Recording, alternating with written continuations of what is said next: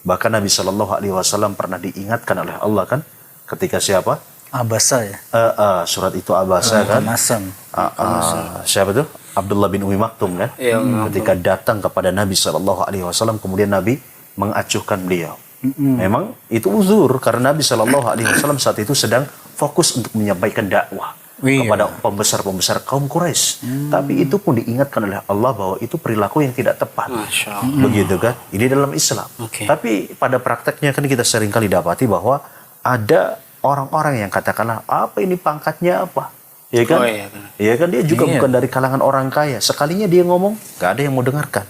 Tapi giliran ada orang kaya, orang yang dianggap penting, ya, apalagi dia pejabat, begitu, maka didengarkan. Ya, kupingnya dibuka lebar-lebar untuk mendengarkan.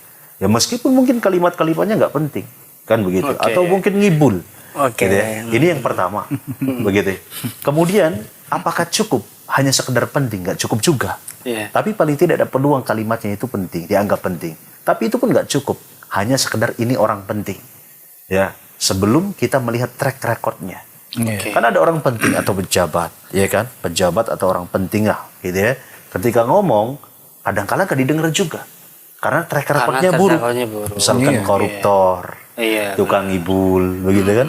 Gitu ya, nggak jujur. Janji. Nah, ngubar janji. Cukup dalam ya. Nah, saya kembali ke warung dulu. Gitu. Atau nyindir sama? Di warungnya.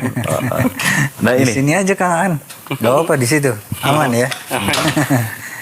Artinya track record ya. Track record. Kalau memang dia adalah ternyata orang yang jujur, ya, di samping dia juga orang yang penting, ya, tokoh gitu. Masya Allah, berarti peluangnya besar bahwa kalimat yang dia sampaikan, perkataan yang dia ungkapkan adalah ungkapan yang penting.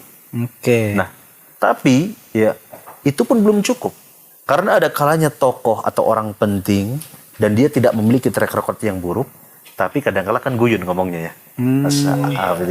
Banyak kayak guyonnya. Kayak misal Mas Hafid atau Mas Aan gitu ya.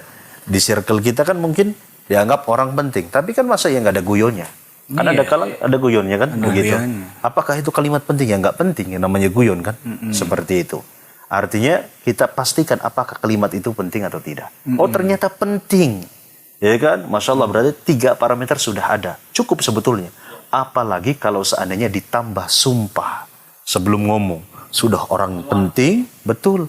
Terus kemudian dia ini tidak punya track record yang buruk. Ya, terus kemudian memang kalimatnya penting, apalagi ditambah sumpah.